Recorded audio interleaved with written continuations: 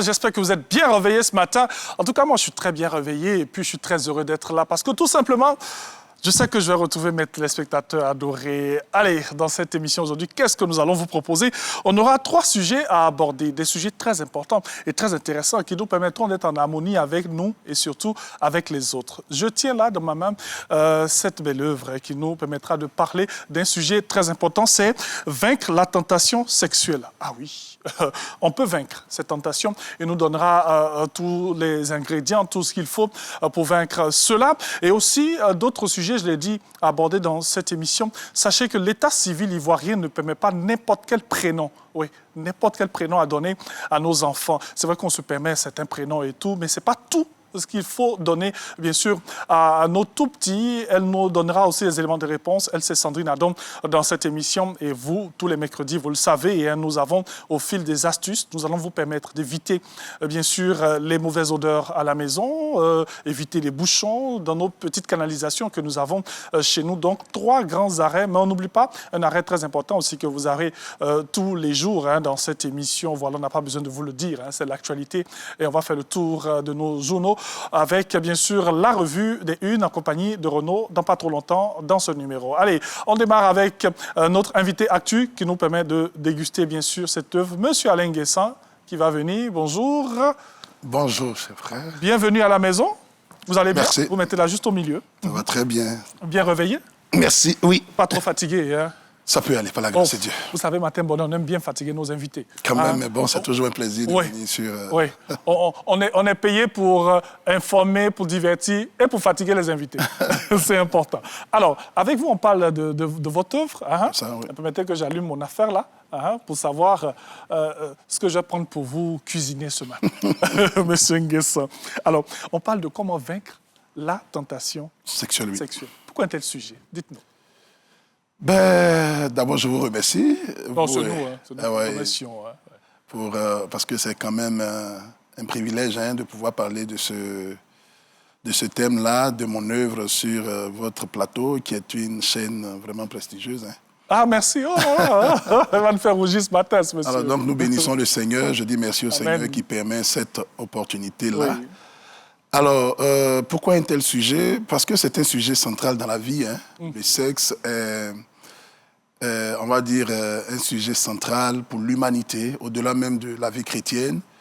Tout autour du sexe, parce que la procréation, la vie sur Terre et tout ce qu'on fait le sexe occupe une place très, très, très importante. Et donc, c'est un sujet qui nécessite qu'on en parle, parce que naturellement, dès l'instant où l'élément est très important, il y a un cadre qui doit l'accompagner, il y a une éducation qui doit être donnée pour que nous puissions l'utiliser correctement, afin que le but qui lui a été fixé par le Créateur soit véritablement atteint. Et c'est pour cela que nous avons été naturellement poussés par l'Esprit de Dieu, inspirés par le Seigneur, de mettre cette œuvre-là sur le marché. En tout cas, merci de nous faire part du pourquoi de la mise en œuvre de cette œuvre, au risque de me répéter. Mais dites-nous, pour parler même du sujet en tant que tel, c'est lié à quoi principalement, la tentation sexuelle? On sait qu'il y a des pensées, les émotions, les facteurs et tout. C'est lié à quoi? Ben, vous savez que de façon très naturelle, le Seigneur, quand il crée l'homme, il a établi ce mystère-là qui est tel qu'il y a une attraction naturelle entre l'homme et la femme. Et il se trouve que dans le quotidien, dans l'interaction humaine, au quotidien, au travail, dans les différentes pièces, dans le voisinage et partout où on se retrouve, les hommes et les femmes se retrouvent dans l'obligation de travailler ensemble, de se retrouver ensemble.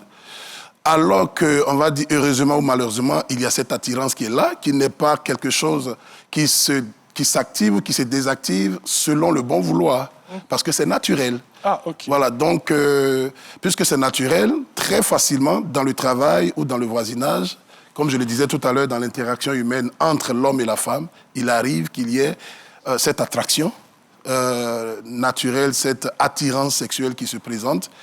Et c'est là qu'on parle on parle de tentation lorsque cette attirance est frappée d'interdiction. Parce que, naturellement, l'attirance est ce qui va provoquer les couples et qui va produire les familles qu'on a. Mais dès l'instant où cette attirance n'est pas autorisée, soit par la morale, soit par la religion, soit par la loi elle-même, on parle maintenant de tentation sexuelle. OK. Est-ce qu'il y a une différence entre l'homme et la femme, surtout dans la manière de réagir face à la tentation? Oui, il y a une différence parce que déjà, quand Dieu crée l'homme, vous voyez, les hommes sont déclenchés, j'ai envie de dire sexuellement, par les yeux. Par contre, les femmes, c'est pas des oreilles. Quand vous parlez à une femme, ce n'est même pas la rationalité de ce que vous dites qu'elle écoute, c'est la sensibilité des mots. Donc, alors que chez l'homme, il faut être... vous voyez que souvent, vous pouvez être avec un homme, facilement, il peut détourner le regard pour voir quand une femme passe et tout. Oui, oui. Parce que Dieu a prévu que ce soit par les yeux que l'homme soit déclenché. Par contre, chez la femme, c'est par ses oreilles. Et lorsque on va un peu plus loin, on se rendra compte que l'homme est un peu comme, en matière de sexualité, comme de l'huile sur le feu, qui est toujours prête à griller n'importe quoi. Alors que la femme, c'est comme une sauce qui est congelée au réfrigérateur, qu'il ne faut pas tout de suite déclencher. Il faut vraiment la gérer pour qu'elle puisse déclencher cette dimension-là. Des figures de style, hein? Oui, c'est ça. Pour comprendre véritablement ce que vous dites et tout. Alors, de manière plus concrète, c'est vrai qu'on est attiré, on est, je vais dire, tenté par les yeux. Hein, nous, ça, les hommes, quand on voit, on aime bien regarder tout simplement la femme par la sensibilité. Hein, ça, oui. de ce qu'on lui dit, voilà, de ce qu'elle entend et tout. Mais concrètement, qu'est-ce qui pousse une personne à être tentée? Une personne à être tentée, déjà parce que chacun de nous a sa personnalité. Oui. Et il y a plusieurs éléments qui produisent la tentation. On peut parler déjà de la personnalité de quelqu'un, parce que chacun de nous a un type de personne qu'il apprécie. Voilà, donc... Et on peut avoir une personne qui a sa façon d'être, sa façon de faire, qui peut déjà déclencher quelqu'un de l'autre côté. Il y a également, comme je l'ai dit, la proximité. En étant ensemble, on finit par peut-être apprécier la personnalité de quelqu'un dans sa manière d'être, dans sa manière de parler. Et puis, il y a aussi tout ce qu'on peut avoir comme vêtements à porter. Pas forcément des vêtements qu'on appelle des vêtements sexy. Hein. Il y a des vêtements qui sont très corrects, très bien, mais qui font dégager quelque chose à n'importe quel être humain, que ça peut être l'homme, ça peut être la femme. Oui. Et tout ceci provoque de l'attirance. Mais il y a également cette dimension naturelle, où quand on se sent bien, en fonction des hormones sécrétées en nous, il y a, j'ai envie de dire, ce rayonnement qui est dégagé. Par exemple, lorsqu'une femme est dans une période ovulatoire, c'est une période où c'est difficile pour elle de laisser n'importe quel être humain indifférent, en tout cas qui est un homme. Voilà, donc c'est vrai, on va le camoufler parce que c'est quelque chose qu'on ne montre pas tout le temps. Mais quand une femme est dans cette période, c'est très, très difficile qu'elle laisse un homme indifférent. Et c'est alors que très souvent, ça peut amener à des chutes sexuelles avec soit le patron et la secrétaire ou alors avec la servante.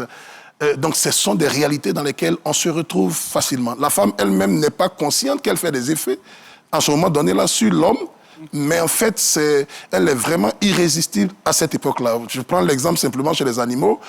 Vous allez voir que quand, par exemple, une chaîne est en chaleur, ça va attirer des mâles de partout. Voilà, de partout. Chez les animaux, c'est un peu plus long. Heureusement, chez les hommes, c'est entre 24 heures et 48 heures, mais sinon, ça allait être difficile à supporter. Parce que la femme, sans qu'elle ne parle, sans qu'elle ne dise mot, elle a ce pouvoir-là pour hypnotiser, déclencher une attraction sexuelle à son endroit. C'est comme si l'organisme de la femme était en urgence pour dire, excusez-moi, un ovule a fécondé très rapidement, je suis en urgence et j'ai besoin de sexualité. Bien sûr. C'est ça, c'est l'expression du corps. Et donc, n'importe quel homme se retrouve dans cette position-là, dans une tentation, on va dire, irrésistible. Bien sûr. Mais il y a aussi, à l'inverse, chez l'homme, il y a des moments où la testostérone est vraiment sécrétée, l'homme se sent vraiment en forme, sans même qu'il ne parle, il dégage quelque chose et il fait un effet sur n'importe quelle femme. Okay. Et vu qu'on est obligé de vivre ensemble tout le temps, on travaille ensemble, on se réveille ensemble avec n'importe quelle femme, sans prévoir, parce que la tentation sexuelle n'est pas déclenchée par la conscience. C'est vraiment involontaire, quelquefois, c'est à la dérobée que vous voyez que vous êtes en train d'être attiré par quelqu'un. J'allais même vous le demander, c'est vrai que vous avez dit on n'est peut-être pas conscient, mais est-ce que quelque part on est souvent conscient que nous sommes en train de tenter, parce qu'il y a des mots, il y a des attitudes que nous avons, on dit cette personne, c'est une personne allumeuse et tout, souvent on est conscient. Oui, c'est très bien détaillé dans le livre. Oui. Il y a la dimension de la tentation involontaire, inconsciente. Et puis, il y a la dimension je vais parce que, bon, j'apprécie une personne, donc je mets tous les éléments à mon niveau pour essayer d'attirer l'attention, de séduire la personne. Donc, il y a la dimension de la tentation qui est consciente et puis il y a cette partie-là qui est inconsciente. Mais la plupart du temps, ça vient sans qu'on ne l'ait demandé. Quelquefois, bon, on est dans une posture où on veut vraiment garder sa ligne et puis on se retrouve là en train d'être trahi par les sentiments du cœur alors qu'on ne l'a pas demandé. D'ailleurs, on parle souvent de coups de foudre. C'est des choses qui n'ont pas été prévues et qui tombent sur nous comme ça. Et donc, n'importe quel être humain, que ce soit une femme, un garçon, n'importe quel être humain, se retrouve, j'ai envie de dire, victime. Parce que le sexe, comprenez, a un pouvoir. Un pouvoir essentiel. Pourquoi? Pour, j'ai envie de dire, 3 grandes raisons. Allons-y. D'abord parce que c'est l'organe procréateur. Vous savez que Dieu est le seul qui crée.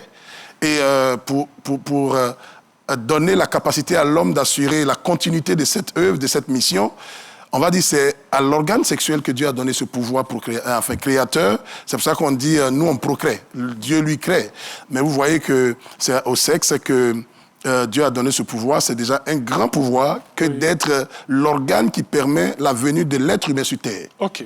Deuxième chose, vous allez voir que cette partie du corps est l'organe qui tient ou alors qui cristallise toute la personnalité de l'humain. On peut présenter tout facilement, mais c'est la dernière partie de l'homme qu'il a envie de présenter à n'importe qui. Et quand il arrive que quelqu'un vous découvre à ce niveau, d'une certaine manière, vous êtes un peu diminué.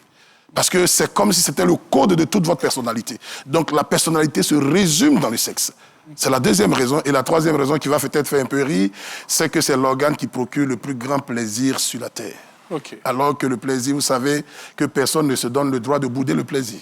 Bien sûr. La plus grande sensation de plaisir sur terre est procurée par le sexe. Donc ça fait du sexe un organe qui a un grand pouvoir sur l'être humain, sur la vie. Sur la vie de tout un chacun. Alors, c'est vrai qu'il nous reste quelques minutes pour terminer ce sujet qui est très bon. Hein, comme le dit aussi mon réalisateur à l'oreillette. Wow, merci. Dans votre livre, vous proposez des solutions. Des solutions. Des solutions chrétiennes et non chrétiennes, vous l'avez bien signifié. C'est ça, oui. C'est vrai que vous êtes chrétien, vous vous basez sur le livre saint aussi pour en parler, mais vous proposez des solutions chrétiennes et non chrétiennes. Dites-nous, pour ces quelques minutes qui restent avec vous, quelles sont ces solutions qui pourront nous permettre, bien sûr, de ne pas être forcément dans cet état de fait? D'accord. Pour les solutions qui vont être des solutions que tout le monde va tout de suite apprécier en parlant de non-chrétiens, je dirais tout de suite, vous savez, le sens de la responsabilité, qui est un sens du devoir élevé. Oui. Voilà, donc celui qui a un sens de responsabilité ne fait pas ce qui est superflu, il fait ce qui est essentiel. Parce qu'il y a des choses qu'on fait juste pour s'amuser, pour le loisir, et quelquefois, ce n'est pas très utile.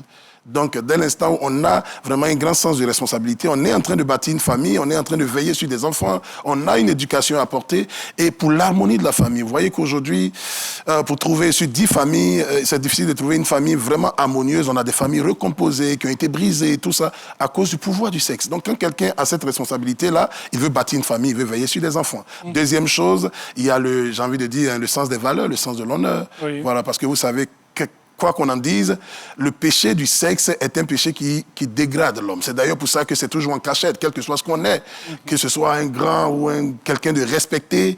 Quand c'est pas correct, c'est en cachette que ça se passe, parce que c'est un péché honteux. Alors que quand on est marié, c'est devant tout le monde qu'on acclame des gens qui vont à leur lune de miel. Oui. Ça veut dire que c'est quelque chose qui est très apprécié. Mais pourquoi quand c'est de l'autre côté, on est obligé de se cacher sa maîtresse? On ne présente pas sa maîtresse, on ne présente pas son amant quelque part, mais on présente facilement son épouse, son époux.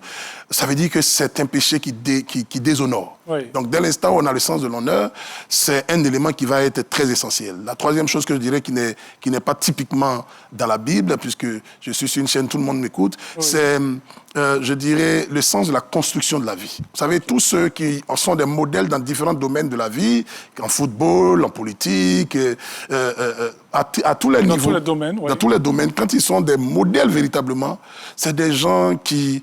On va présenter une famille correcte, on va présenter une ligne correcte. Ce n'est pas des gens pour qui il faut facilement sortir des dossiers qui sont, j'ai envie de dire, sales sur le domaine de la sexualité. C'est des gens de ligne.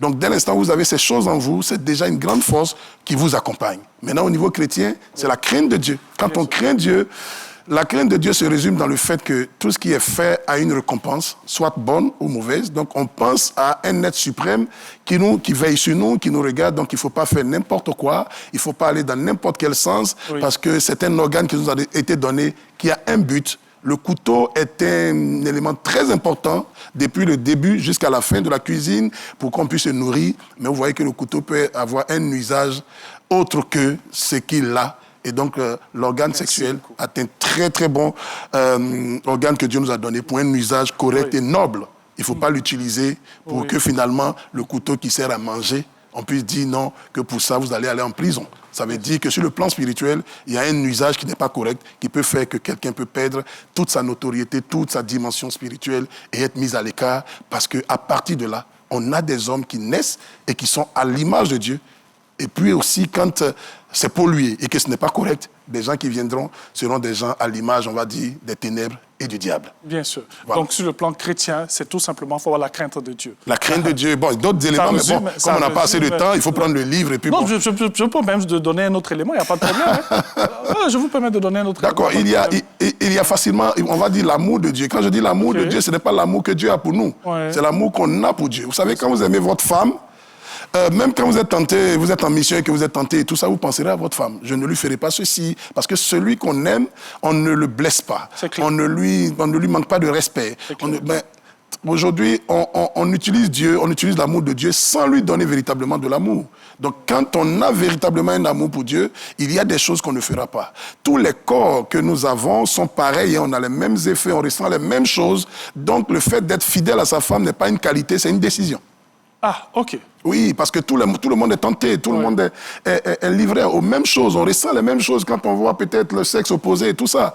Mais la décision de respecter l'amour qu'on a pour Dieu fait que, quelquefois, on peut s'abstenir, on peut travailler à se maintenir droit. Et quand vous êtes droit, comme je le disais tout à l'heure, Dieu a voulu faire des êtres à son image et à sa ressemblance. Et c'est au sexe qu'il a donné ce pouvoir ou alors cette mission. Ça veut dire que lorsque le sexe, il est propre, les êtres qui vont sortir de là auront la sensibilité d'aller vers la lumière et de percevoir le message de la lumière. Mais dès l'instant où c'est souillé, vous savez que l'homme fait 9 mois dans l'utérus de la femme. Supposons que c'est un laboratoire souillé, ce qui sort de là-bas va être naturellement souillé. Et la Bible dit, quand on est mauvais, on l'aide depuis le sein de sa mère parce que peut-être ça n'a pas été correct. Quand il devait nous donner un sauveur, vous avez vu qu'il est allé chercher quelqu'un qui avait une femme qui avait cette sainteté-là. Une femme qui est pure. Voilà. Alors, qu'est-ce qu'on retient de tout ce qu'on a dit, pour terminer? Alors, en quelques phrases, je dirais que l'une des missions importantes, c'est vrai, on doit réussir, remporter des victoires et des batailles. Il y a beaucoup de défis sur la terre.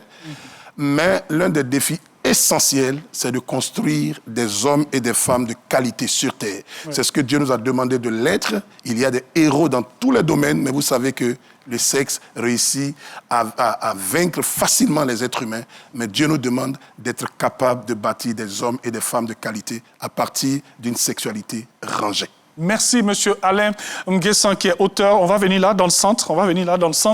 Vous savez, j'étais un peu bloqué. C'est tellement bien ce que vous dites. Que j'étais là concentré comme ça. Mais, merci beaucoup. Pourtant, je dois poursuivre cette émission. Mais ce qu'on va faire, on va terminer le sujet hors antenne. Ne vous inquiétez pas, je vais prendre les infos pour vous. Après, je vais vous les donner. Auteur de Vaincre la tentation sexuelle. Ah, vous me le laissez? Il n'y a pas de problème, hein? C'est lui-même qui a dit, hein, c'est pas moi. Hein. Mais je sais que cette va intéresser aussi quelqu'un, le monsieur qui va venir juste après vous. Oui, lui, il est expert dans tout ce qui est littérature ici sur la RI. Donc, vous allez prendre son contact après. En tout cas, merci beaucoup. Merci à vous. Très cher monsieur. Merci d'avoir été en notre compagnie. Plaisir. Sujet très intéressant. Merci. On va faire remplacement basket parce qu'il va se retirer et Renaud va rentrer pour la revue. Merci beaucoup. Merci. Monsieur Nguessan, allez, nous allons bien sûr avoir Renaud pour la revue. Très cher, Renaud. Hein? Belle œuvre, hein? J'étais concentré. Tu as déjà vu? J'ai déjà lu. Ah bon, hein, tout? Oui, attends, combien de pages même? 284 pages. Bah, en fait, quand tu commences à lire, tu as l'impression que c'est 10 pages. Ah, OK. C'est tellement captivant et il a donné quelques notes de l'ouvrage tout à l'heure. Oui. S'il y a une chose que j'ai retenue, c'est que les femmes et les hommes éprouvent les mêmes sensations, les mêmes désirs et les mêmes tentations. Donc, il ne faut pas croire que c'est nous seuls voilà, qui sommes soumis aux tentations. Même si elle cache pour elle, nous, on aime montrer pour nous, là. Bon, c'est toi qui le dis. On va demander à Claudia Nguessan si elle cache. Toi, tu cherches ta bagarre ce matin. Tu ne vas pas la laisser calmement, elle est assise, elle ne parle pas. Allez, on aura la revue dans quelques secondes seulement et on poursuit cette émission. À tout de suite. Merci d'être toujours aussi nombreux devant votre petit écran pour suivre Awané, le rendez-vous des enfants. Tu veux t'amuser, bien danser, tu veux t'instruire, t'enjailler, tu veux chanter, t'éclater. C'est tout. Tu dis quoi? Tiens. Tous les gars, t'es là pour les Tata Naomi est dans Amusement. La Pâque, c'est dans quelques jours. Je vous invite à la célébrer à Awané ce mercredi à 15h05 avec...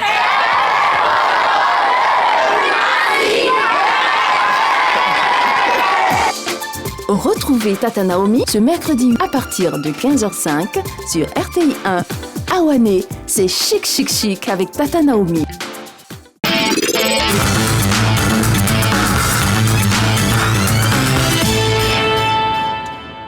Bonjour à tous et merci de nous retrouver pour ce numéro de la Revue des Unes.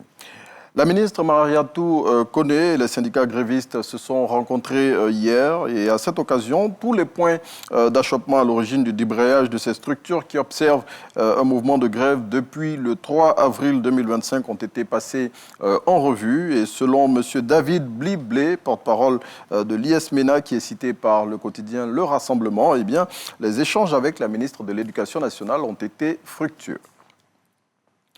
Au sortir de la rencontre avec la ministre de l'Éducation nationale, un fâcheux incident s'est produit. En effet, la délégation des enseignants grévistes a été interpellée par la gendarmerie nationale et conduite à la brigade de recherche du plateau. Le jour plus, dans sa parution de ce mercredi 9 avril 2025, livre le film de cette interpellation et livre plutôt les raisons de cette interpellation et révèle le rôle joué par la ministre Mariatou Kone pour leur mise en liberté. Et le confrère nous apprend également que Ghislain Assi Dugarry, l'un des meneurs de ce mouvement de grève, a été condamné à 2 ans de prison ferme pour coalition d'agents publics et entrave au fonctionnement des services publics. On continue de parler de la grève de l'intersyndicale éducation-formation et selon RHDP News, aucun effort n'est de trop pour résoudre cette situation. Ainsi, selon le confrère, la ministre Anne-Désirée Oloto va recevoir aujourd'hui les responsables des syndicats grévistes. L'annonce, selon le confrère, a été faite hier à l'issue de la réunion extraordinaire que la ministre a eue avec les responsables des syndicats signataires de la trêve sociale 2022-2027. À quelques mois de la présidentielle de 2025, les mouvements des acteurs politiques d'une formation à une autre battent leur plein et l'Inter nous dit qu'hier, un ex-inspecteur du PDCI a rejoint le Rassemblement des Oufouettistes pour la démocratie et la paix. Et selon le ministre-gouverneur Ibrahim Cissé Bakongo, qu'il a présenté lors d'une cérémonie officielle, la nouvelle recrue du parti au pouvoir est venue au RHDP de son plein gré. Pour le sursaut, le personnel politique en Côte d'Ivoire ne donne pas le bon exemple. Selon le confrère, les reniements de parole, les retournements de veste, le mensonge et la transhumance des acteurs politiques fait souvent désespérer de la politique sous nos cieux. Le confrère cite en exemple quelques faits significatifs de reniements d'acteurs politiques nationaux majeurs qui, selon lui, mettent à mal l'éthique politique en Côte d'Ivoire. Et puis, le ministre Amara Essi est décédé ce mardi 8 avril 2025. L'ancien président de l'Assemblée générale des Nations unies et dernier secrétaire général de l'OUA s'est éteint à son domicile à 81 ans. L'intelligent d'Abidjan revient sur l'immense carrière de ce grand homme qui a donné à la diplomatie ivoirienne ses lettres de noblesse. C'est ici qu'on s'arrête pour ce numéro de la Revue des Unes. Merci beaucoup, Arnaud, pour la revue. Je vous en prie. Et surtout de vous inviter, de vous inciter à acheter les journaux, tout simplement. Merci pour toutes ces infos. Et puis, on a une pensée pieuse, bien sûr, pour ce grand homme d'État, qui a permis, bien sûr, de passer de l'OUA à l'UA. Qui a permis cette belle transition. Je pense qu'il a été l'intérimaire. Dernier secrétaire général de l'OUA. Et il a travaillé à faire la transition entre l'OUA et l'UA. Et l'UA, pour avoir cette organisation que nous avons aujourd'hui. En tout cas, merci beaucoup. Oui, et puis moi, j'avais eu la chance de le rencontrer. J'avais assuré la maîtrise de cérémonie du 50e anniversaire de son mariage avec son épouse, à qui je passe le bonjour et à qui je dis Yako aussi. Oui, vraiment, on a une pensée pieuse pour ce grand homme d'État. Hein, comme tu l'as dit, bien sûr, Renaud, qui a donné à la Côte d'Ivoire ses lettres de noblesse en matière de diplomatie. Qui a été acteur de résolution de plusieurs grandes crises qu'il y a eu dans le continent. Sur le continent, ici, par exemple, au Libéria, il a été l'un des acteurs majeurs de la résolution de la crise. Et puis, pour ce qu'on ne sait pas aussi, bon, en tout cas, c'est pour nous les contemporains, en tout cas pour les plus jeunes, on ne sait pas qu'il a été l'un des acteurs majeurs des discussions entre la Côte d'Ivoire et le Burkina pour résoudre le conflit qu'il y avait entre feu Thomas Sankara, le président burkinabé de l'époque, et feu Félix Houphouët-Boigny. Félix Houphouët-Boigny, bien sûr. Question, tu as eu combien le jour du mariage, le cachet? Ah, frère. Ah, OK. À l'antenne, là.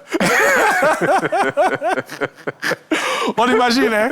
Quand même, en fait, j'ai gagné plus que le cachet que j'ai reçu parce que j'ai eu la chance de me frotter à ce grand homme-là qui était d'un commerce facile et qui surtout était une bibliothèque au niveau de la diplomatie. Je veux dire, vous pouvez vous asseoir avec lui, parler pendant 3 jours. Il vous parle de tous ces grands hommes qu'il a eu à rencontrer avec une voix, mais qui apaisait. Voilà, tout le monde le connaissait pour son côté assez casanier et tout ça. C'est pas le monsieur qui était sur la place publique tout le temps à faire des déclarations tapageuses. Non, il était dans son coin, mais il était très riche au niveau intellectuel et surtout des relations entre les hommes aussi. Bien sûr, et des vraies relations que Renaud a eues ce jour-là, là-bas à la résidence. Merci beaucoup. Allez, merci à Renaud pour, bien sûr, la revue. Allez, nous, on va poursuivre. On va recevoir des dames maintenant qui vont mener cette émission jusqu'à la fin. Avec l'une, on parlera, bien sûr, de fil des astuces, avec ce que nous voyons ici, voilà. Et avec l'autre, ça sera bien sûr que dit l'état civil sur le fait de choisir n'importe quel prénom à donner à nos enfants. C'est vrai que souvent on mélange les lettres, on a des noms qui sortent de Mars, de Jupiter et tout. Elle nous dira tout sur cela. Elles vont venir. Steven Yapo, voilà, qui est avec nous, qui sera sur ma gauche, voilà. Et Sandrine Adon, voilà, qui sera sur ma droite. Est-ce qu'il y a du monde à ma gauche? Est-ce qu'il y a du monde à ma droite, comme le doyen? Voilà. Installez-vous, mesdames. Merci. Non, asseyez-vous, voilà. Okay. Ça va, vous êtes bien installés? Oui, ça va. Ça peut aller? Ça va. OK. Ça va. Steven Yapo va se mettre au milieu. Voilà, au milieu, juste au milieu. Quand vous êtes au milieu, les téléspectateurs vous voient bien. Hein? Alors, mesdames, bien réveillées? Ça va. Très bien, très bien. Non, on dirait que c'est pas bien. Ah bon? On dirait que ce matin-là, c'est pas bon. Alors, Steven Yapo, c'est ce qu'on va faire. On va donc se diriger vers notre table. Hein? On va parler de quoi rapidement aujourd'hui? Aujourd'hui, on partage des astuces pour prévenir tout ce qui est bouchons de canalisation et les odeurs désagréables qu'elles peuvent dégager. Ah bon, hein? Allons, on va bien comprendre cette affaire-là, parce que moi-même, il y a trop de choses bizarres chez moi que je vais arrêter. Allez, jingle, on se retrouve dans quelques instants. On s'installe.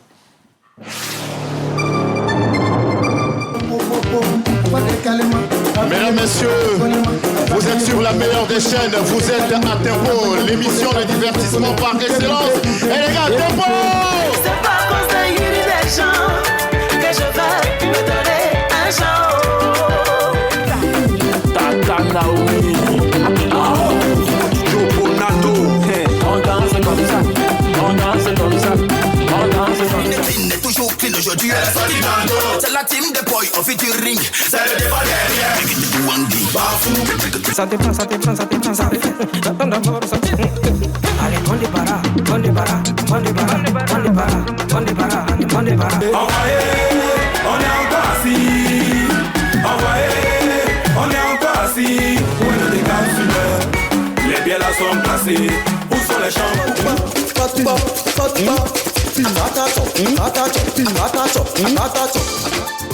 Tempo, la fête de la musique s'installe chez vous avec vos artistes préférés tous les samedis à 11h sur RTI 1.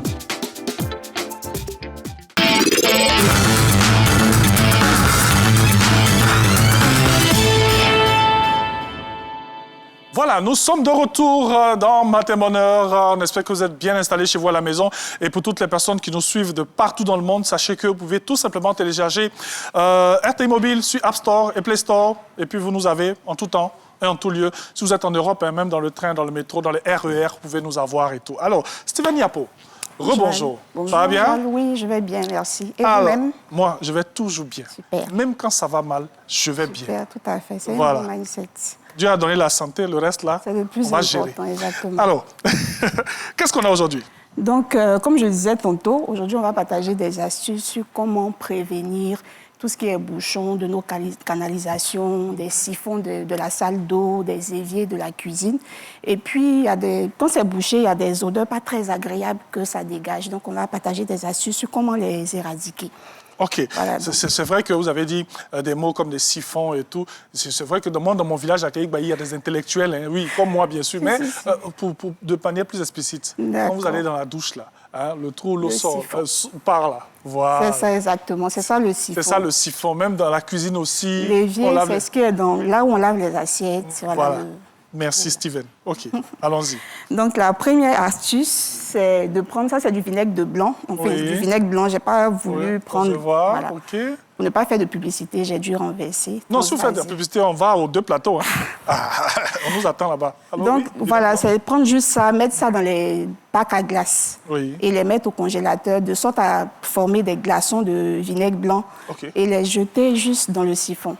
Ah, juste ça ça désodorise et ça nettoie le siphon. OK, donc je mets le vinaigre blanc dans un petit récipient comme ça, je mets au congélateur. Bon, c'est mieux de faire des petits glaçons, comme ça c'est facile de jeter dans le trou. Donc dans les réfrigérateurs, on a des petits bacs à glace comme ça. Donc vous renversez juste dans les trous là, de sorte à faire des glaçons en carreaux.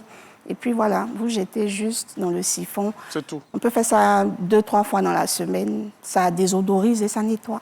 Tout simplement. Tout simplement, aussi simple que ça. Okay, merci. Et c'est à portée de mettre le vinaigre. En général, on l'a dans la cuisine, donc voilà. Okay. Et mais uniquement le vinaigre blanc? Oui, juste le vinaigre blanc. Ah, OK, parce qu'on a d'autres couleurs. Oui, on en a en rouge, mais juste pour cette astuce-là, c'est le vinaigre blanc. Le vinaigre blanc, OK.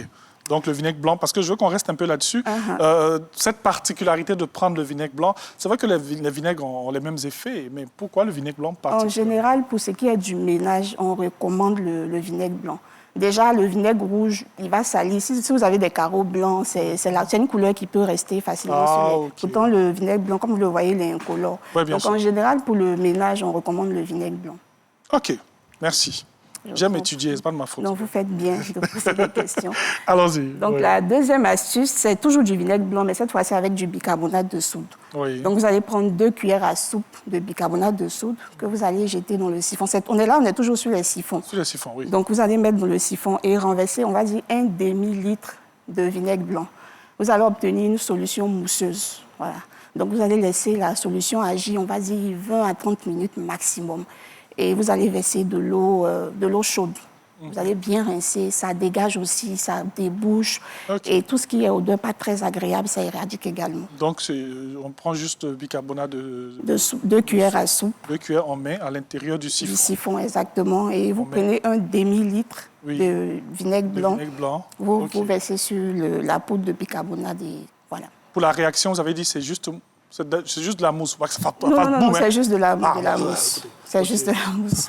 Et vraiment, ça marche, hein, ça désodorise, ça nettoie en même temps. Parce qu'une maison avec des siphons bouchés, franchement, c'est pas agréable. Quand on sort, on vient, il faut toujours acheter des désodorisants, c'est pas du tout agréable. Et ces astuces-là, ça marche autant. Souvent, il y a des remontées même qui t'empêchent. Exactement. Bien même au milieu de la nuit, ça ressort. Dans le sommeil, c'est pas du tout évident. Donc, vous avez cette astuce avec toujours des ingrédients à portée de main. OK. Ensuite... Et la troisième astuce, ça, c'est du mac de café. Voilà, donc vous allez en prendre. Ça, c'est justement pour l'évier de la cuisine. Voilà, donc vous allez en mettre. Parce que généralement, quand on fait du poisson, de la viande, il y a le gras, la matière grasse qui reste dans l'évier. Donc vous allez en prendre 2 cuillères à soupe aussi. Vous allez mettre dans l'évier et verser de l'eau bouillante. Rincée. Du café, hein, vous avez dit. Oui, c'est ça, du mac de café. OK. Et ça, c'est la même chose, ça dégraisse, ça enlève tout ce qui est graisse. C'est ce qu'on appelle café moulu, là? Exactement. Quand vous faites le café moulu, quand vous filtrez, vous retirez le café, ce qui reste, le résidu qui reste là, c'est ça le mac. Ah, OK. Voilà. Merci beaucoup. Vous nous rendez un peu plus intelligent aujourd'hui. Hein? Allons-y. Voilà, donc vous faites ça avec de l'eau chaude, vous mettez une bonne quantité pour rincer, ça dégraisse, ça enlève tout ce qui est graisse, tout ce qui est matière grasse, même l'huile de friture, peut-être quand on lavant les assiettes qui a pu couler dans l'évier, ça débouche. Ah, tout simplement. Donc on reprend l'astuce, qu'est-ce qu'on fait avec? 2 cuillères à soupe de mac de café que vous renversez dans votre évier de cuisine et vous rajoutez de l'eau bouillante, une bonne quantité pour rincer. Tout simplement. Et là, on a du citron? Oui. Donc, le citron, en fait, c'est de faire du jus. Vraiment un bon concentré de jus que vous mettez dans une bouteille et vous renversez dans votre siphon. Vous laissez aussi 20 minutes maximum et vous rincez à l'eau chaude. Ça, c'est pour les siphons. Ça dégage et ça parfume aussi. Les siphons, c'est ce qui est dans la douche? Dans la douche, okay. Exactement. Et on a une autre astuce. Oui. J'ai pas pu trouver de sel gemme. En fait, le sel gemme, c'est le gros sel. Voilà, donc vous mettez ça dans de l'eau chaude, vous laissez diluer et vous renversez dans votre siphon également. Ça éradique. Mais ça, on peut le faire aussi dans la cuisine avec l'évier. Ça éradique tout ce qui est bouchon et mauvaise odeur que ça peut dégager. Ce sont des choses simples. Hein? Oui, des astuces. Comme je dis toujours, des ingrédients à portée de main, mais on ne sait pas toujours que ça peut nous faciliter la vie comme ça. Bien sûr, franchement. Et là, vous nous facilitez la vie hein, avec ces petites choses très simples. On a du citron, on a du marc de café. Exactement. Vous avez dit c'est le café moulu, là? Exactement, okay. Le résidu. Le résidu, hein, c'est ça qui est marc de café. Voilà. Et ensuite, du bicarbonate de soude. Voilà. Et du vinaigre blanc. Merci beaucoup. Très cher Steven Yapo. Donc, au fil des astuces dans cette émission pour vous permettre, bien sûr, d'avoir des petites techniques comme ça, hein, avec des choses à moindre coût, à portée de main, à portée de prix, j'ai envie de dire ça, pour permettre bien sûr à tout le monde d'être à l'aise à la maison. Merci beaucoup. C'est moi. Hein? On sera ensemble la semaine prochaine pour encore autre chose. Est-ce qu'on sait déjà ce qu'on va proposer la semaine prochaine? Ce sera contre les humidités, parce qu'on est vraiment confronté à ce genre de problème. C'est ça, même cette affaire d'humidité à la maison, là. Franchement, vous allez nous sauver la vie. C'est qu'il y a beaucoup de personnes qui en souffrent. Exactement. Ouais, c'est pas du tout évident. Non. On refait la peinture malade en et tout. plus, et c'est pas très esthétique. Donc, on va proposer des solutions pour ça. Oh, vous êtes gentil. Plus de sur votre vie, madame. Amen. Merci beaucoup, très cher Steven Yapo. Alors, on va vous permettre de vous retirer dans quelques instants seulement, mais nous, on va recevoir, bien sûr, on a des gagnants. Hein? On le reçoit très souvent pour recevoir des cadeaux ici. Donc, je vous abandonne une minute hein, et on revient à vous dans quelques instants. On va recevoir, bien sûr, un visiteur. Hein. Sandrine Adon, ça va? Ça va. Ça peut aller? Très bien. Il va venir, notre visiteur, voilà. Bonjour, monsieur. Ouais. J'étais là, on m'a dit à l'oreillette, on m'a dit, il y a un visiteur qui est là, il faut le recevoir. Donc, j'ai dit, bon, je vous reçois avant de parler avec Sandrine Adon. C'est monsieur? C'est monsieur Doumia. Le micro. C'est vrai, vous n'êtes pas habitué. Hein? Monsieur Doumia Yaya. Monsieur Doumia Yaya. C'est ça. Vous venez d'où? De Yopougon. De Yopougon. C'est ça. Mais vous êtes Doumbia d'où? Doumia, je suis d'Odiné. Ah, vous êtes d'Odinéka. Il y a des Odinéka ici, non? Sarah? Pas d'Odinéka, non? Mais qui est Odinéka ici? Ah, Odinéka, ils sont beaucoup. Hein? Ah, ouais. Au revoir, vos enfants. Karim, si c'est. Ça, j'entends bien sûr dans l'oreille. Vous venez pour reprendre votre lot. Oui, vous avez gagné. Vous avez répondu à quelle question? C'était le 14 mars 2025. Oui. Voilà, c'était concernant... Le micro. Vous avez posé la question. Comprenez. Allons-y. Vous avez posé la question, quel était le menu du jour? Oui. Sauce gomboé accompagné de cabato jaune. Vous aimez bien ça? Voilà. Oh là là. J'ai beaucoup aimé. Ah, OK. le cadeau Mathurin, le cadeau du monsieur. Je prends le micro. Prenez votre cadeau. Ouais. Voilà. Un petit mot sur Matin Bonheur. Vraiment, j'aime beaucoup Matin Bonheur. Ça me fait ma deuxième fois que je viens. Oui. Et je m'en vais, je reviens encore. Oui, et vous aimez Matin Bonheur? J'aime Matin Bonheur. Dites quelque chose sur Matin Bonheur, les gens vous regardent. Non, j'aimerais que vraiment les gens s'intéressent beaucoup à Matin Bonheur. Ils n'ont qu'à jouer. C'est très bon. Voilà. C'est de ça qu'il s'agit. C'est la réalité. Oui, merci beaucoup. Voilà, merci. Je vous dis merci aussi. Vraiment sur Matin Bonheur. Il dit qu'il aime Matin Bonheur, d'autant qu'il n'a pas le choix. Sinon, on va lui arracher son cadeau. Merci beaucoup. Attendez, je vous raccompagne. Allez, allons-y, Steven Yapo. Allons-y. Non, on prend les photos après. Il veut prendre les photos, on prend les photos après. Allons-y, Steven. Pub.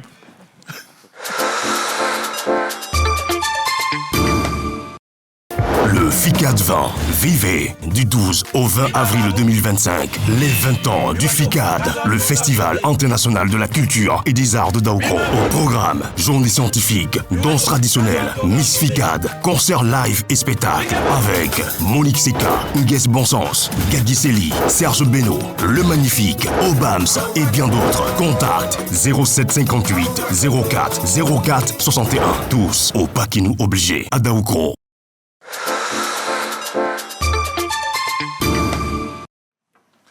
Elle est avec nous, elle s'appelle Sandrine Adon, elle est juriste avec elle on parle aujourd'hui de cette problématique, avec cette question. Pourquoi l'état civil dit non pour certains prénoms? Sandrine Adon est Atier, c'est ça. Oui. Est-ce que vous ne faites pas Pakinou chez vous? Les Atiers font Pakinou? Un peu quand même, un peu. Akié, autant pour moi. Ouais. C'est vrai qu'on est très habitué à dire Atié. C'est pas la même chose? Ah non, c'est ce qu'on nous a dit, c'est pas la même chose. D'accord. La vraie prononciation, je pense que c'est Akié. Oui, en atié, c'est Akié. Oh, en Atié, c'est Akié. Oui. Mais sinon, on dit Atié. Bon, enfin, après. ça se dit. Ils sont azopés, à l'épée, à couper. À Niamant et tout ça. Vous faites pas Kino? Oui, quand même, oui. En tuant les escargots? Oui, non, c'est plus lundi de Pâques. Ah, c'est intéressant. Ils vont dans les champs, ils préparent là-bas et puis après ils reviennent. L'après-midi, il y a la fête et tout ça. On en parlera après. D'accord. Après l'émission. D'accord. Parce qu'il y a une affaire de... Oui, Azopé, c'est pas loin en plus. Oui, et puis une affaire de bien que c'est quelque part. Bien Vous savez, sûr, moi j'aime tout à bien fait. manger. Tout à fait. Jingle, à tout de suite.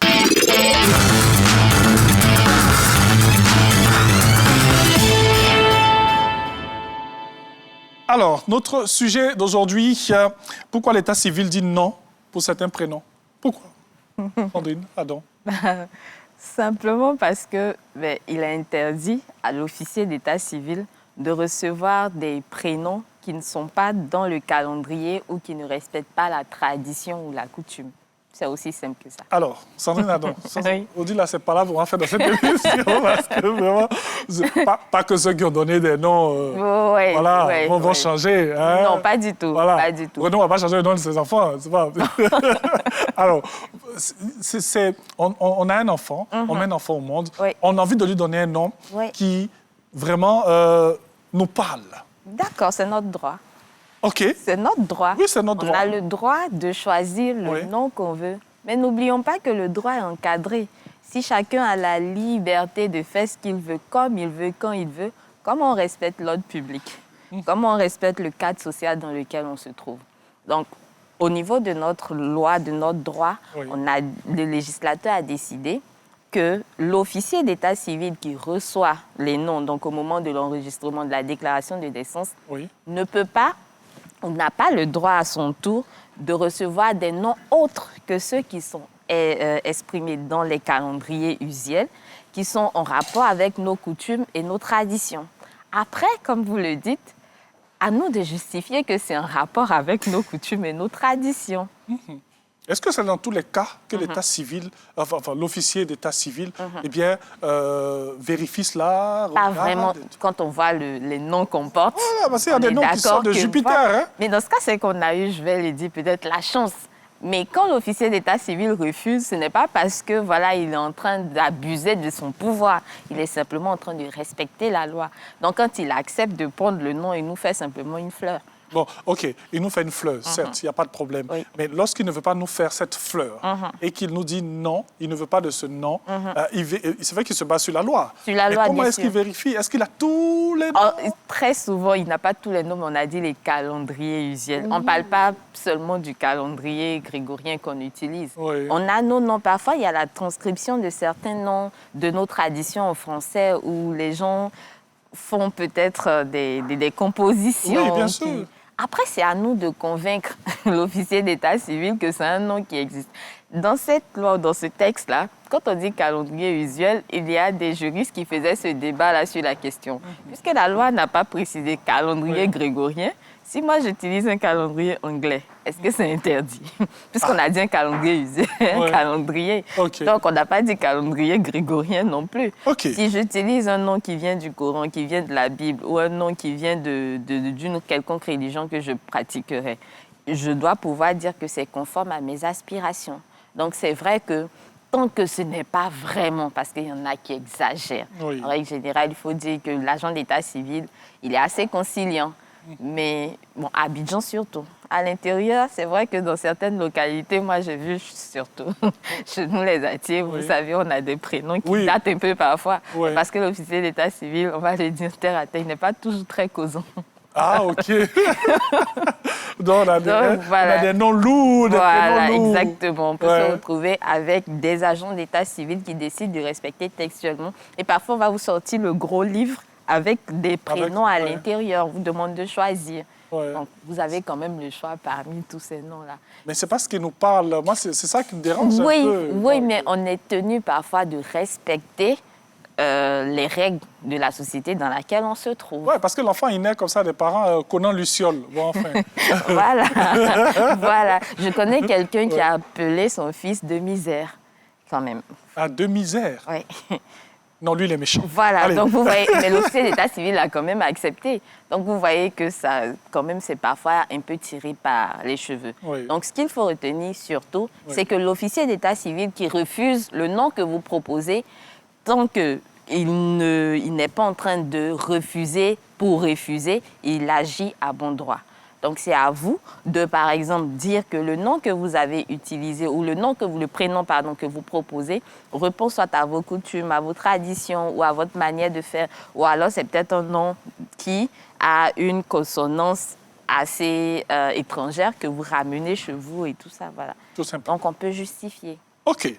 On va essayer de justifier à travers, bien sûr, les cas que je vais vous donner. Premier cas. Eh bien, je vais prendre celui-là. D'accord, allons-y. Kemonao se dit citoyenne du monde. Elle est très attachée à ses origines, mais elle veut garantir à son enfant une ouverture sur le monde. Elle veut alors prénommer sa fille née Moonlight. Oui, Moonlight. L'agent d'état civil refuse au motif que cette proposition est contraire à la loi. Kemonao veut savoir, bien sûr, si lui, il a raison d'agir ainsi. Oui. D'accord. Je rappelle que Moonlight, c'est un nom anglais. Anglais, voilà. Et même, je ne suis pas très sûre que là-bas non plus, ils acceptent avec le sens que c'est. Voilà. Mais je veux dire que c'est quelque chose d'importé. Après, ça ne veut pas dire que tous les prénoms importés sont interdits. Il faut qu'on soit clair. On a des prénoms. Bon, après, un prénom importé, ça dépend de la vision de la personne. Oui. Donc, vous avez des gens qui veulent pouvoir donner à leur enfant, comme le cas de Kemonao, la chance de se retrouver où qu'ils soient comme citoyens du monde sans qu'on ne les indexe forcément et tout. C'est son choix. Oui. Seulement, la loi ivoirienne, comme on l'a dit tout à l'heure, interdit à l'officier d'état civil d'accepter un tel nom. S'il estime que c'est contraire soit aux usages, aux traditions, c'est vrai qu'il ne connaît pas toutes les traditions. À vous de lui démontrer, Madame Kemonao, que Moonlight répond soit à un calendrier usuel, à votre tradition ou à une coutume, quelque part. Peut-être que dans votre famille, parce que les coutumes sont légion, dans votre famille, peut-être qu'on décide de donner un nom anglais à tous les premiers enfants. Je dis ça, je dis rien. Oui. Mais ça peut être une coutume familiale. Parce qu'ici, on a dit coutume. Et comme la loi n'a pas limité, ne pas limiter là où la loi ne limite pas. Oui. Mais c'est vrai que de prime abord, l'agent d'état civil qui refuse, on a le droit. Donc, Kemonao, soit elle arrive à le convaincre que ça entre dans le cadre de figure de ce que la loi propose, ou alors elle change purement et simplement de prénom, ou encore elle en fait un surnom ou un pseudonyme, ce qui n'est pas interdit. Si, dans le cas où elle ne veut pas faire de ce nom un surnom, Kemonao, Moonlight, elle peut ajouter un nom, par exemple. Pourquoi pas? Est-ce qu'on peut ajouter un autre nom qui est de chez nous? Tout à on fait. garde ce qu'on veut. Alors, le problème, c'est que quand on va faire la déclaration, on a le nom et les prénoms. Oui. Donc, autant vous ajoutez le nombre de prénoms que vous souhaitez, ce prénom Moonlight est toujours dans ce que vous proposez. Oui, mais j'ai mis des noms qui montrent que je suis d'ici. Tout à fait, mais Moonlight est toujours là. Est-ce que c'est ce prénom-là qui est le problème? J'essaie de trouver une solution. S'il accepte, tant mieux. Mais il a le droit, ce que je dis, c'est qu'il a le droit de refuser. Voilà. Il peut simplement vous proposer d'enlever Moonlight et de garder tous les autres. Ou bien comprendre que comme vous avez ajouté les autres prénoms, voilà, on peut l'accepter. Et vu qu'on n'est pas obligé d'appeler la personne par tous ses prénoms tout le temps, ben, en fonction du cadre dans lequel la personne se trouvera, l'enfant se trouvera plus tard, cet enfant-là aura le choix. Ça peut être une posture que l'agent d'état civil accepte. Mais légalement, il a le droit de refuser un nom qui n'apparaît pas dans les calendriers usuels et ou qui ne répond pas à nos traditions ou à nos coutumes. Franchement, il faut qu'on retienne cela. Comme on le dit, on peut peut-être négocier, aller dans le sens que vous avez choisi, proposer, accepter, ajouter d'autres noms qui répondent à nos traditions, qui sont conformes à nos coutumes, de sorte à ce qu'il y ait beaucoup plus de prénoms. Mais n'empêche que, malgré tout, l'agent d'état civil peut refuser ce seul prénom-là selon le motif prévu par la loi. Tout simplement. Alors, dans le cas de figure où l'agent d'état civil qui est très strict, rigoureux et tout... Respectueux de la loi. Merci pour le mot et tout. Dans le cas de figure où il refuse cela, vous ne devez en aucun cas, ça je vais ajouter, lui donner de l'argent pour faire passer. Non, pas du tout. Parce que là, vous êtes ça, je veux vraiment insister là-dessus. Voilà, non, là, il faut vraiment le préciser. Il ne faut pas le faire. Parce qu'on en a parlé hier. Oui. Ce sont des infractions. On pense que, voilà, il faut donner quelque chose, il va accepter. Non, ce n'est pas une pratique recommandable du tout. Si vous lui donnez qu'il n'accepte pas, c'est à votre risque et péril. Oui. Donc, ne venez pas vous plaindre après. Mais c'est déjà mal de penser à proposer cela. Et puis, d'ailleurs, on ne peut pas non plus dire que, bon, comme lui n'accepte pas à Cocody, je vais aller le faire à Yopougon. Non, pas du tout. Parce que la déclaration de naissance se fait dans l'état civil du ressort duquel la naissance a eu lieu. Donc, si vous avez donné naissance à votre enfant dans un hôpital du ressort de Cocody, c'est à l'état civil de Cocody, si c'est à Yopougon. Vous ne pouvez pas changer comme bon vous semble. Et s'il vous dénonce, par exemple? S'il vous dénonce... J'essaie de poser ce genre de questions mais tout à fait. Il a le droit de vous dénoncer pour corruption. Oui, et la peine, la sanction? C'est assez lourd quand même. Je crois que je n'ai pas la sanction en tête, mais c'est assez lourd. Mais en tout cas, il y a des sanctions. Il y a des sanctions parce que justement, on est en train de... On veut quitter sur une certaine liste. Donc, on veut pouvoir assainir tout le cadre juridique, il ne voit rien. Donc, on risque de vous prendre pour exemple, pour que justement, ça décourage tous ceux qui auront envie de venir. Mais je sais que la peine est lourde. On la mettra en commentaire sur ceux qui suivent la page. Oui, ils sont nombreux. Voilà, ils sont nombreux à nous. On fait un coucou à toutes les personnes qui suivent, bien sûr, nos directs les matins, lorsque nous sommes là pour Matin Bonheur. Alors, un autre cas, Nta. Et Nda, ça sont des Atiers, je suis sûre. Comment? Ce sont des Atiers. Ce sont des Atiers. Je pense bien. Sandrine a donc à faire pour mettre ses frais ici. OK.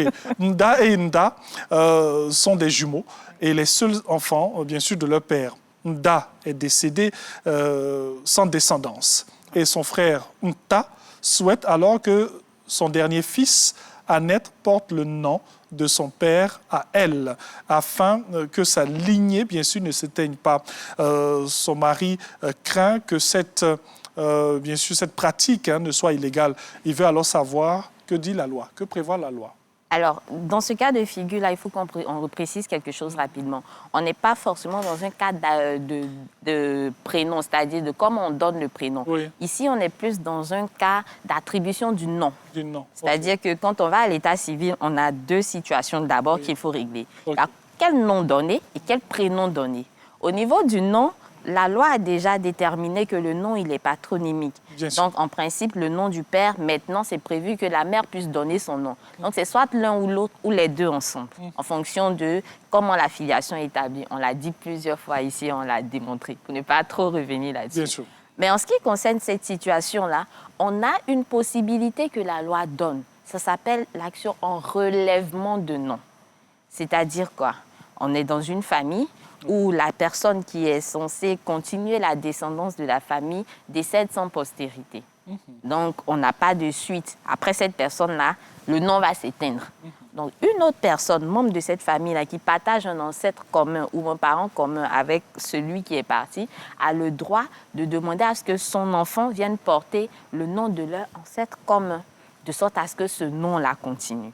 Et c'est dans cette optique-là que Nta va demander à ce que son fils, son enfant à elle, porte le nom de son frère décédé qui était censé continuer la descendance de leur famille. Donc, son mari n'a pas à avoir peur parce que c'est une pratique qui est prévue par la loi. Ça s'appelle l'action en relèvement de nom. Donc, vous relevez un nom qui est censé disparaître, vu que normalement, son enfant aurait dû porter soit le nom du père ou son nom à elle. Normalement. Mais dans ce cas de figure, on permet que ce soit le nom du grand-père que l'enfant porte pour que la descendance continue. Ça ne veut pas pour autant dire que ce n'est pas son père, le mari. Mais on précise simplement que c'est une action en relèvement de nom et c'est possible, c'est légal. Ça n'a rien à voir avec le fait de dire à l'autre de reconnaître l'enfant. C'est deux situations bien différentes. Il ne faut pas mélanger les choses. Quelqu'un d'autre ne reconnaît pas l'enfant, mais on permet que l'enfant porte le nom du grand-père pour que justement la lignée continue, parce que sans cela, le nom, personne d'autre ne pourra porter le nom puisque le dernier en lice est décédé. Sans postérité. Merci beaucoup, Sandrine. Donc, dernier cas, pour terminer, donc, la déclaration de naissance de leur enfant, eh bien, c'est tonton Koulibaly, l'oncle du mari de Ramata, qui est allé à l'état civil.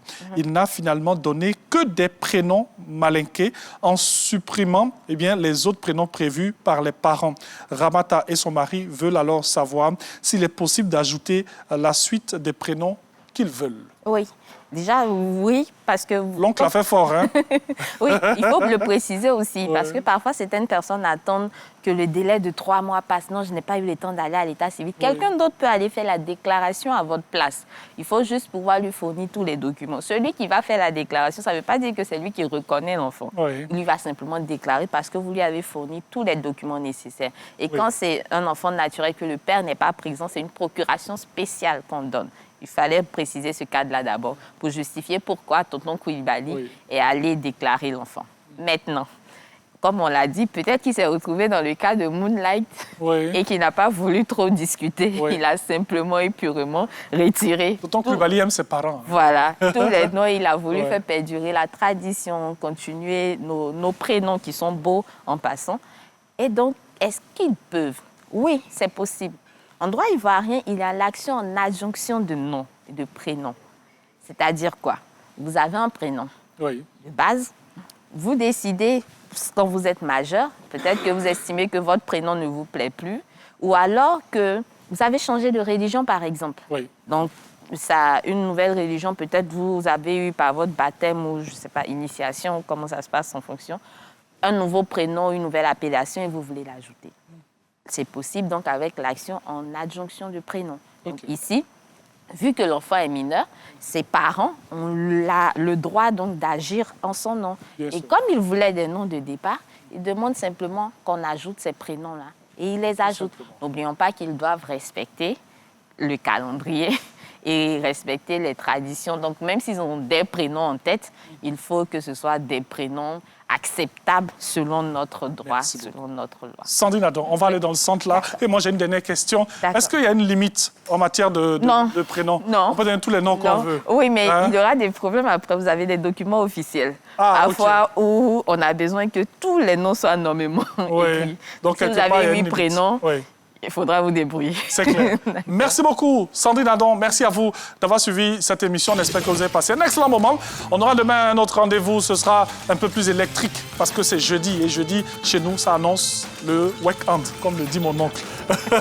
Allez, portez-vous bien. Que Dieu vous garde. N'oubliez jamais de le mettre au centre de tout. C'est le seul qui gère.